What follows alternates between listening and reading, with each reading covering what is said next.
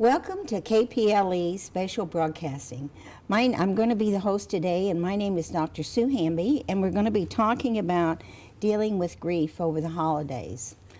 You know, holidays are something that many people look forward to because it's difficult, because it's a time of bringing family together. But for some, it's a difficult time, especially if they have lost loved ones this past year.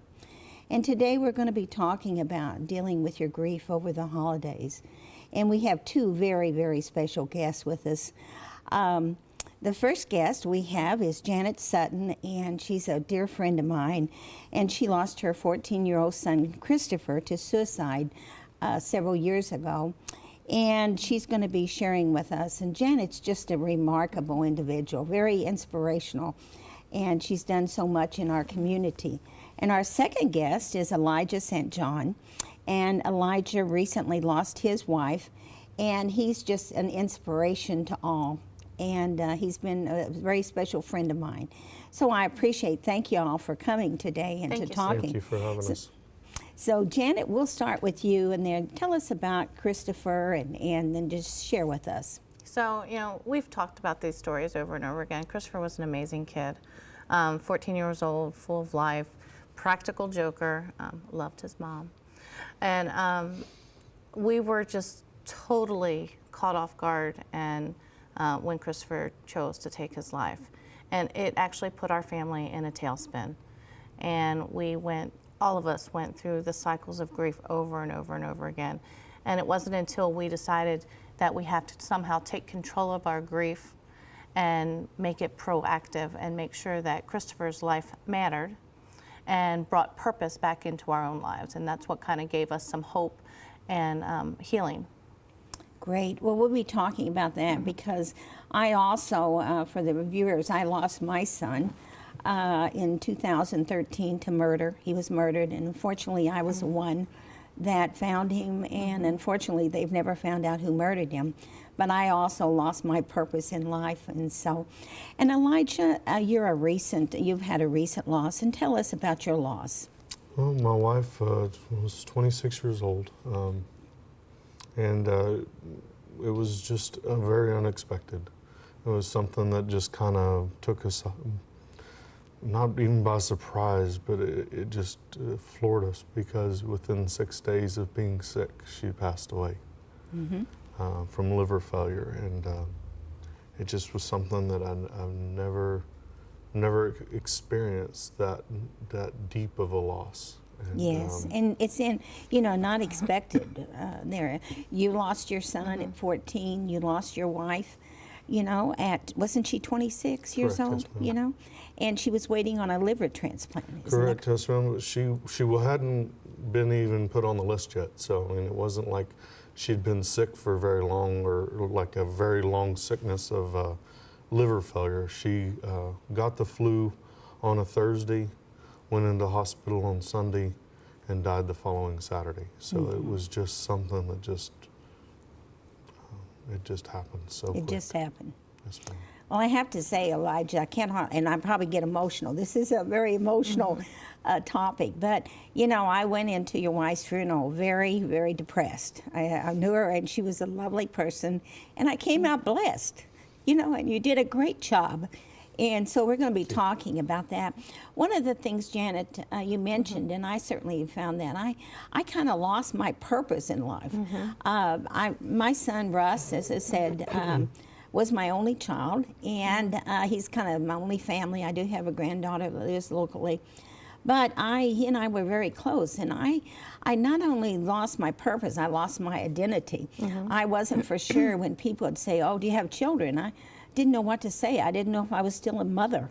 Right. And I found that what I did, I finally became comfortable with saying, yes, I have one son and he lives in heaven.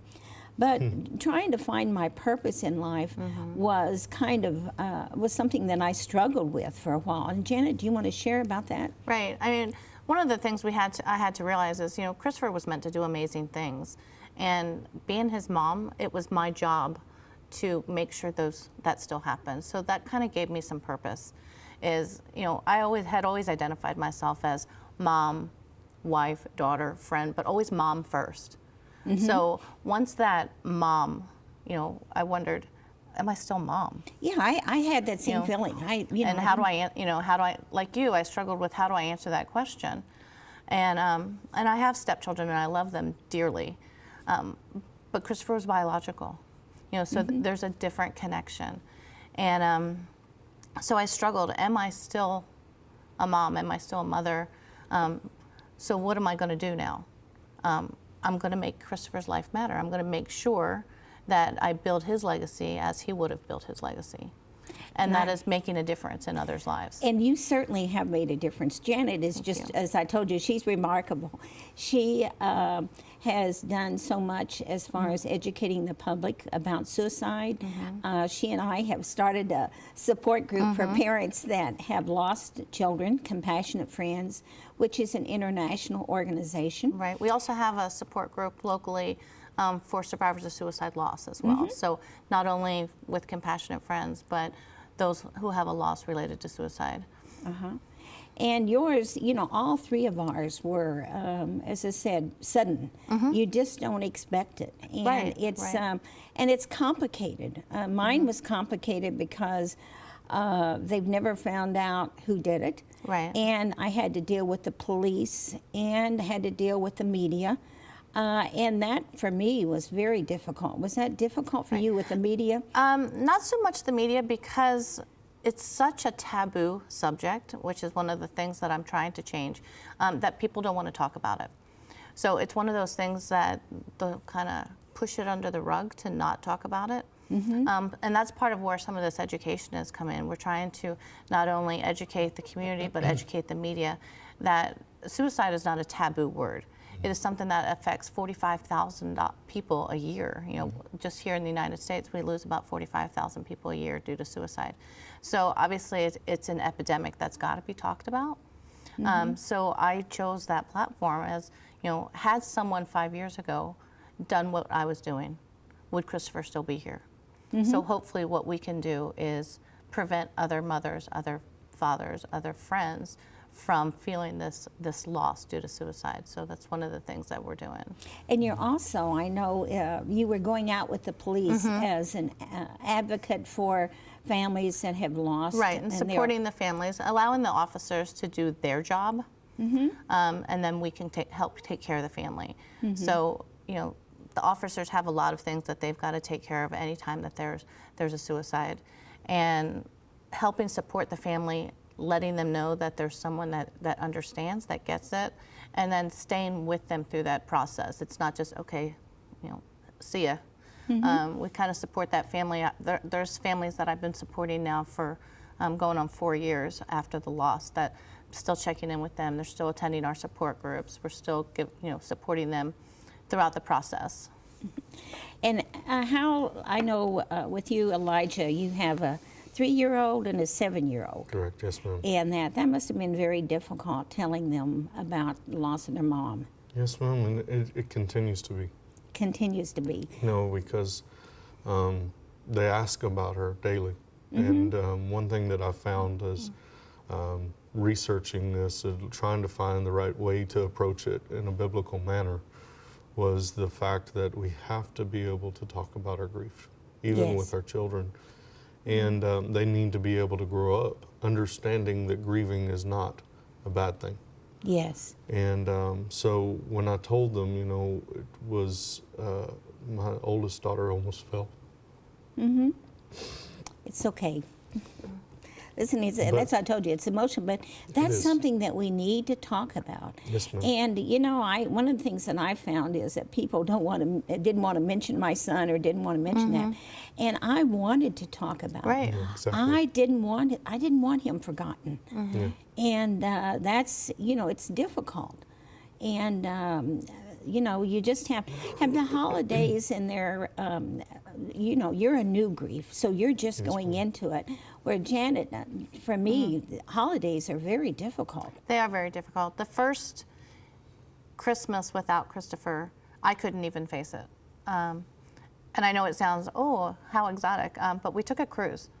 And the reason we did that is because I had to escape everything that was normal, everything that had tradition. I couldn't face ornaments, I couldn't face making certain recipes and, not making that gingerbread house that we made every year. I couldn't face any of that, so I had to escape. And even to this day, the holidays are very different and very difficult to face at times. And we've, put in some new traditions, and we do some different things because we just can't do things the way that they were, because life isn't the way that it was any longer. You have to learn to adjust to a different life. And I'm kind of the same way. As I said, I tend to be away at the holidays. I really don't have family now, so I tend to want to get away. And it helps me kind of think about, especially at the end of the year, this next year, what I'm going to be doing, and what are some of the traditions that you have. For me, that was one of the things. We couldn't do the same things. Right. You have to learn to adjust your life and do things different. What are some of the things that you've done that's helped you? So there's a few things that I do.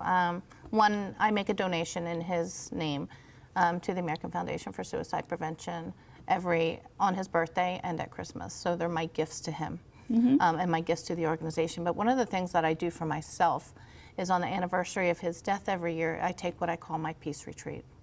And I choose somewhere that he had never been before.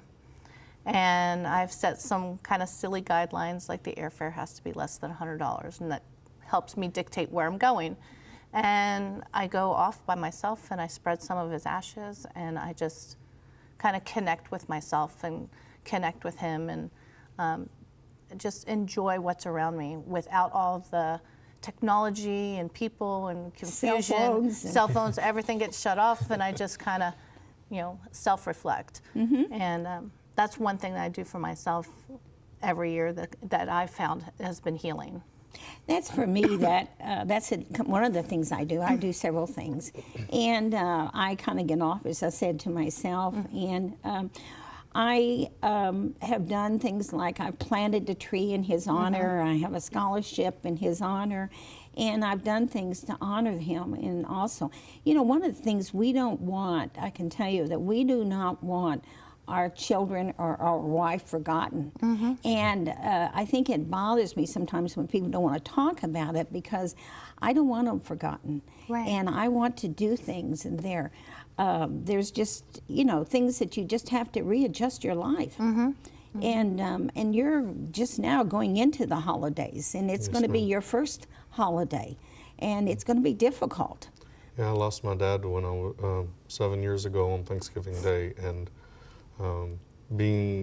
seeing that process that I had to go through then is kind of given me a backdrop of an idea of what to do now. And the one thing is that I've changed the traditions that we've originally held to completely, and just like said, okay, now let's build something up, and let's do something fun, and let's remember Mama with this. Yes.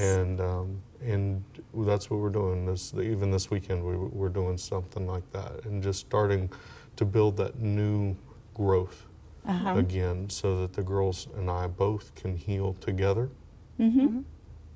but also know that I'm doing it to help them. And I think that's one of the most important things, is developing that plan. You don't want to just go in and say, okay, let's just see how it's going to go. You need to develop a plan as to how you're going to be able to attack these important days, like her birthday, anniversary. Other days, yeah. Day of her, your wedding anniversary. And if you have this plan, it may not go as you plan. That's right. But at least, what do they say though? If you fail to plan, you plan to fail. Right. But at least you have a goal in mind, and you have something to focus on. Because otherwise, your head's just going to be spinning, and It really does. You're right. And Elijah, I know you, and you're 30 years old, isn't that right? Yes, 30 ma'am. years old. You've lost your mother, you've lost your father, you've lost your wife now, and you're an only child. Yes, ma'am. And so you've really had to deal with grief. I mean, even though this is your grief of your wife is certainly different there. Yeah. But you've already learned, so you're not new at this, unfortunately. I'm not new at this, unfortunately. And the problem was that I grieved wrong when I was younger. How did you grieve wrong? I put it away. I tried to stuff it. I tried to not think about it. I tried not to look at the grief. Uh-huh. And recently I'm finding out that I have the right to be angry. You have the right, and you have the And- right. It's okay to not be okay. Exactly, and I didn't realize that because I've always felt that, you know, if I break down, I'm weak, or I'm Well, I think, don't you think, looking- especially being a male? Yes, Right. exactly. You know, And that stigma. the stigma of being a man and crying is taboo again. You know, and I've sat in my house and screamed, and screamed at God and said, you know, why? And I always hesitate to ask God why. And this time I haven't, because Okay. He's a big God, and He can handle my asking Him. Well, you know, one of the things that I've found that you have lots of questions and there's no answer. Why, Right. Lord? Why did you take my only son? Why? You know, Right. why? And that's we have these questions. And you know, someone asked me one time if I've ever been mad at God for taking my son. I wasn't mad at God. I just didn't understand. And I just there. You know, one of the things, as I said, I was just so amazed that at her funeral, that, as I said, I went in depressed and came out blessed, and I just admire you for there. And how did you get through that? Well, the one thing I kept holding in my mind was that my God is a big God, Yes, oh, that's true. and He can do as He pleases, but He does it for me. Even Yes. though I am not understanding the reasons why, I don't see the big picture. I know that every time that He does something, He has a is plan. sovereign to have that plan worked out to the end. I know. I can only see this point right here. He's got the whole thing planned out. And if I accept that I can't see the next step, Yes, then I can stand in front of 250 people and say, you know, my God is a big enough God to save me and to take my wife home. yes. And the one thing about it, you mentioned about taking her home, she was a believer. Yes, And ma'am. my son was a believer too. And so that really helps, Yes, knowing ma'am, it that you'll really see does. him again. And does. I mean, it's really remarkable that you're able to do that. Yes, And there, it's, you know, it's just, it's a challenging time. You know, I think it's interesting that we were talking about this in an appropriate day. I never thought about that today. It's Pearl Harbor Day. And that's a day of loss of for our nation. And our nation should grieve, you know, temporarily in Right. there. I think one of the things that's, we don't know how to grieve, and everybody grieves different. Right. And, you know, I know they've had the books, and there's books on you go through these stages. Right. And everyone believes you go to here, you go to here, you go to here, you go to Yeah. here, and you're done. Yeah. And it's Instead, not that it looks easy. more Doesn't like a work like that. 3-year-old scribble, you know? Yeah, it is. And it's not that easy. You know, because everybody does grieve. One of the things that helped me a lot in dealing with grief, and that was journaling. And I journaled a lot. I just put I like to write, and so I just put my feelings down on paper. And I just kind of just wrote them down and didn't try to edit them or anything. And of course, then later, I turned my journaling into a book, Turning Your Scars into Stars, a journey from mourning to joy, a journey from mourning to joy. And that's what happened. You know, there's a scripture verse that says, consider it joy when you encounter trials. I never had that. Right. I can't count this as joy, Lord, that I've lost my son. But did you do any journaling? I did, and mine was more in writing letters to Christopher. And just kind of starting off the days and how I'm trying to cope without him being here. Sure. And now if I kind of go back, I was going through some things, organizing some things, and I found that journal, or, you know, those letters from the early days. And I can see how much my grief has changed. Yes, it has. And how raw it was in the beginning, and now how purposeful it is. Yes. So, I mean, you can actually kind of track how your mental health is going and how your grief and your journey is going through looking back through those journals. So I find that as a good, a good So way you- to deal with it as So well. you journal. One of the things that I've done, you wrote letters to Christopher. I write letters and then I attach them to a balloon, a helium balloon, and I go out and I release them. And it really, I just feel better after I did it. Although one time I was really upset because it got caught in a tree, and I'm too old. At 80 years old, I'm not going to climb a tree. And so it was like Right. I had a terrible time getting that balloon out of the tree so I'd go to heaven. Right. But have you ever thought about that? And Yes, ma'am, I journaling? actually have. Have you? And I'm actually I'm starting to my brain is starting to refocus a little bit so that I can start writing, because before, it's been a little over 3 weeks, and my brain was so just scrambled that I Oh, you're really in a just fog. couldn't think of even a word to write. And but yes, ma'am, I have, and I really look forward to seeing, what is actually in my heart flow through my hands into paper. And Oh, that's beautiful. I look love forward that. to That's great. And there. Well, there's so many people. One of the things that I've found in meeting people, I was on a cruise a couple years ago, and I met this lady, and she had lost her son to suicide, like you had, and she was stuck in suicide. She had lost her son 12 years ago, and she was still 12 years later, she said, I'm still crying every day, and I'm just in there. And I just thought, she is stuck in the grief process. And I think some people do get stuck. You have managed to, and there's going to be days. We all have those. Right. Yes, There's days this tsunami wave hits you. And does. you have to expect that. You may be starting out fine during the day, and all of a sudden you're knocked off your feet. Yep, one of those triggers just happened to come along. And how do you deal with those? In different ways. So it depends what the trigger was. Sometimes I just have to cry it out.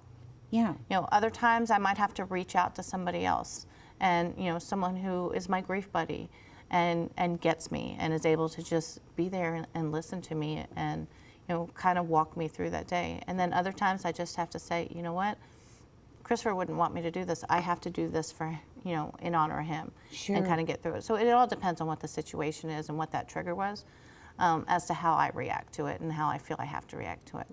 I have realized that I can't let myself stay in that wallowing phase. Oh, that's exactly what it is, wallowing. For- It's just being in. Right.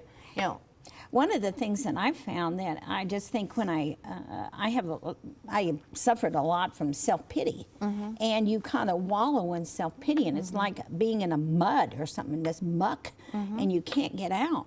And I've learned that the only way I could do that, and what happens, the cause of that, is as I'm focusing on myself rather than turning my eyes on the Lord. Right.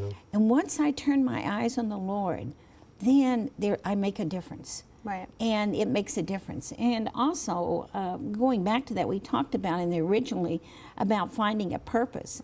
My purpose, at first, I didn't know what my purpose was. At first, I kind of thought my purpose was to find the person who murdered my son. Right, you And I wanted your spent all this questions energy trying to get the police, pressure the police, and do all these things.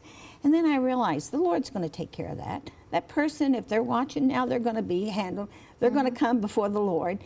And it's going to be much worse in our criminal justice system. Right. But I found that going out and helping others, I found that, like especially at holidays, when I was here on the holidays, I would go to a nursing home and I would help people. I also volunteer with an orphanage, a baby rescue center, Nema House, Nema Village in Tanzania. And I find that by helping others, you help yourself. And you found that? I have. We founded Hope Happens, which is a 501c3 that supports families who have lost individuals to suicide. And that has kind of become a purpose, is building that legacy to help others, to help other families, not only with suicide, but mental health and just learning about the resources that are out here in our communities to help one another. Because I will say, I'm not going to say I was a terrible person before Christopher died, but my eyes have been opened as to maybe I was a little self-indulgent Oh, listen, I was at self-focused and very me and my family oriented, as opposed to let's help this stranger, let's help this other person. And I find that it's so rewarding now that I'm able to do that, not only in honor of Christopher, but to help myself as well. I find that too, that I was very self-indulgent. I was kind of looking at my goals was more my career and success and I learned after losing Rusty that my priorities changed. And now I wanted to do the Lord's work. And do you want to comment on that? One thing I've found for myself is that the helping others is one of the biggest stress relievers for me. But also the fact of getting my girls involved. Yes. Getting them involved in helping others and watching their growth. So yeah, it's been such an amazing thing for me. It is. To watch them. You also, you've got the challenge, you have a business, Impact Therapy, Yes, that's located out on, what's the address? On West Adams. It's 201 Paloma Drive. On West, it's just past 317. But, okay. Well, that's, as I said, we're kind of closing up here. It's been a great, I appreciate you all coming so much and sharing your story. I call all three of us, as I said, it's our story, but it's God's glory. Amen. And isn't that the truth? And for those, I appreciate those people out in Central Texas for watching KPLE. I'm so thankful for KPLE. They're such a blessing, and we're so helpful. And if you have lost a loved one, we have some resources. Our names are on and our numbers. And so, feel free to contact either one of us. And I just want to thank you so much for being a part of Central Texas and for supporting and watching KPLE. And I just hope that you remember the reason for this season. God bless.